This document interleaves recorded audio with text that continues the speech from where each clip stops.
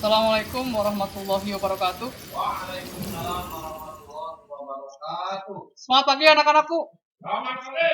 Semoga pada hari ini kita semua diberikan kesehatan dan selalu ada dalam lindungan Allah Subhanahu wa taala.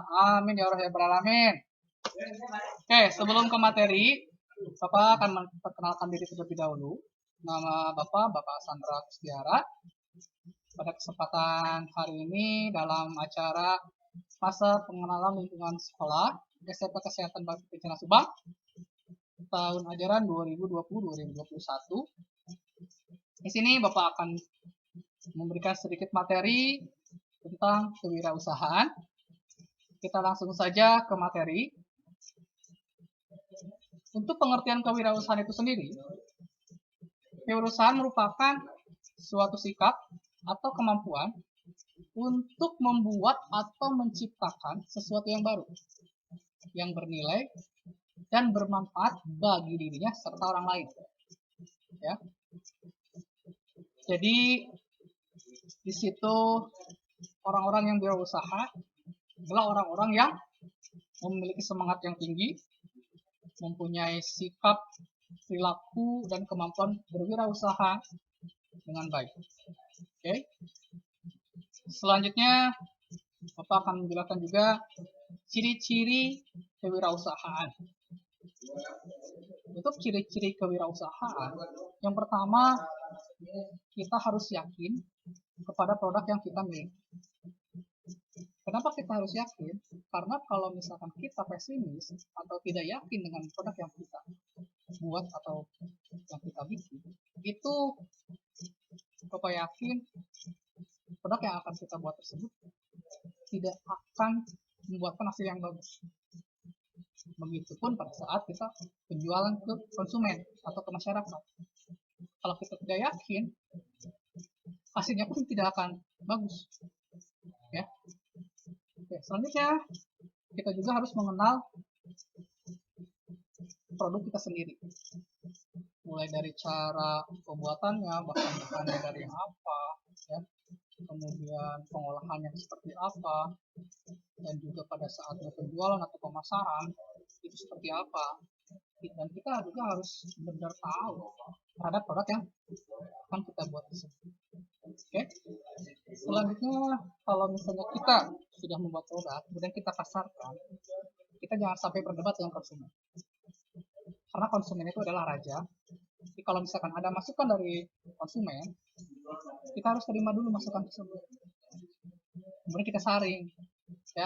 Kemudian kita pikirkan apakah benar nggak masukan dari konsumen tersebut. Karena biasanya konsumen itu yang menerima dan mereka yang memanfaatkan, ya. Mereka yang akan memakai, gitu ya.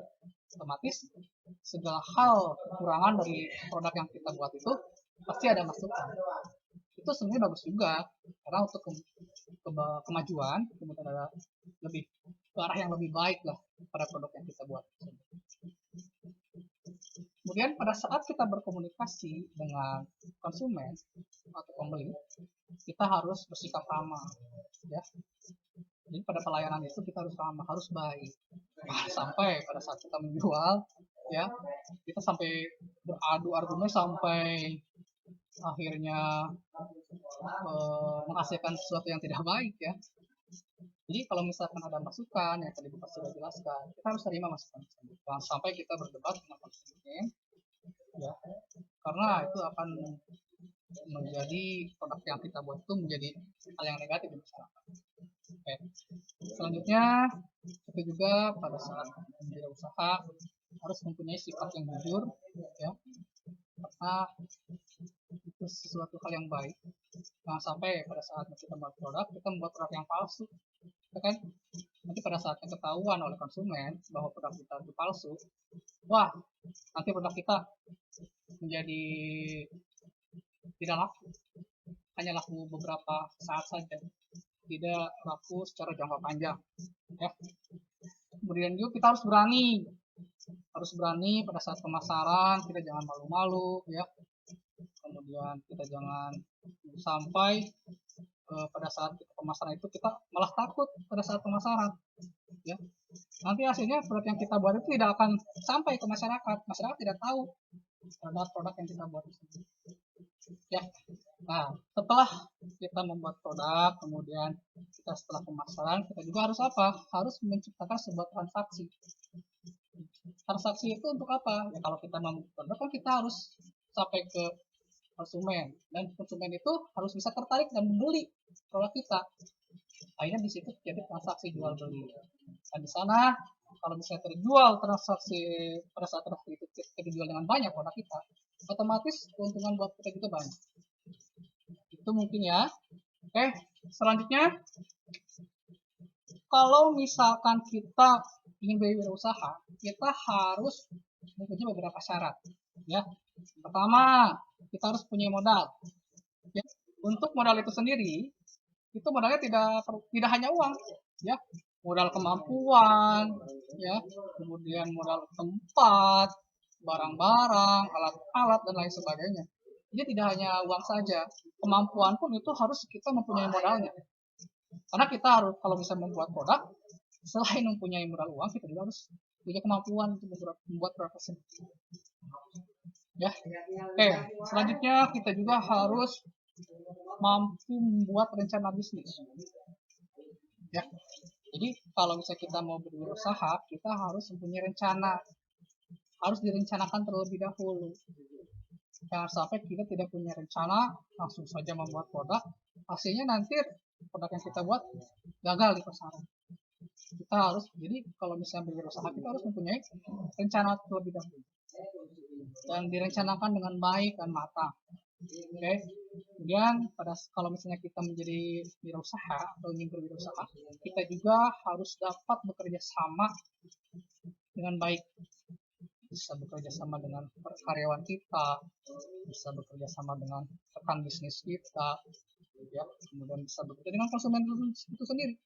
Jadi kita misalkan bekerja sama dengan konsumen itu suka dengan produk kita, kan? Konsumen mempunyai juga, misalkan dia ingin juga menjual ke masyarakat lain produk tersebut. Jadi kita akhirnya bekerja sama dengan konsumen dan produk kita laku di pasaran lebih banyak. Oke, selanjutnya kita ke contoh produk wirausaha kecil. Kita biasanya di sekolah SMK itu ada juga mata pelajaran kewirausahaan. Biasanya yang pertama itu bisa juga tentang pembuatan kerajinan tangan. Ya, di sini Bapak bawa sebuah contoh seperti ini. Ini adalah kapal pesiar atau kapal laut, ya. Cara membuatnya bisa bahan-bahannya tersebut dari kertas bekas semen ini ada, kemudian kayu kecil, kemudian di sini ada triplek kecil, benang patut, ya, dan juga nanti harus punya lem juga, lem kayu. Nah, jadi bahan-bahan tersebut bisa menghasilkan sesuatu yang luar biasa seperti ini. Dan kalau bisa terjual, produk ini bisa dijual mahal, ya, dan kita mempunyai atau mendapatkan hasil yang banyak dari penjualan ini. Kemudian juga bisa pembuat tas bunga, ya. Ini untuk kerajinan tangan, ini bisa dipajang untuk pajangan, ya. Bahan-bahannya ada pot, kemudian di sini ada lem, kemudian di sini ada kertas, nota dan lain sebagainya. Ini juga bisa menghasilkan uang. Oke, kemudian ada juga membuat produk untuk kebutuhan rumah tangga. Misalkan kita membuat cairan cuci piring, ya. Terus seperti ini, ya. Mereknya Bapak tutupin dulu, ya, karena kita boleh iklan di sini. Jadi produk ini bisa kita buat juga di sekolah. Bagaimana caranya, Pak? Nanti akan dibimbing sama guru, kemudian mencari bahan-bahannya, cara pembuatannya seperti apa. Jadi kita bisa juga membuat hal seperti ini. Dan ini sangat berguna banget, ya. Kalau misalnya kita menjual ini pasti laku. Kenapa? Karena setiap hari pasti di rumah pasti ada yang nyuci piring, ya. Oke. Selanjutnya di sini, nih kita juga produk kesehatan nih, hand sanitizer. Ya, kita bisa membuat hand sanitizer, ya, karena lagi musim COVID seperti ini sangat diperlukan sekali. Ini bakal menghasilkan profit atau keuntungan yang banyak nih. Semprot, gitu, ya. hasilnya nanti ini bisa dijual mahal loh. Kemudian kita juga kalau misalkan ingin wangi ya, kita bisa juga bikin parfum kayak gini nih, semprot semprot semprot semprot, jadi wangi. Kita bisa bikin sendiri nih. Kayu putih juga kita buat ya, kalau misalnya kita kembung masuk angin ya, kita bisa bikin seperti ini. Kemudian kita juga bisa membuat produk makanan ya. Nih contohnya ini makaroni, modalnya itu sangat kecil sekali modalnya, tapi keuntungannya besar loh. Kalau apa? Kalau laku. Makanya kita harus punya ilmunya untuk membuat ini ya. Coba kita coba dulu. Enak sekali nih makaroni. Ini bisa laku mahal nih. Enak banget. Oke. Itu saja mungkin materi yang bisa Bapak sampaikan pada kesempatan hari ini. Mudah-mudahan kita semua bisa selalu menjaga kesehatan ya, dan selalu ada dalam lindungan Allah Subhanahu wa taala. Terima kasih, semoga bermanfaat. Assalamualaikum warahmatullahi wabarakatuh.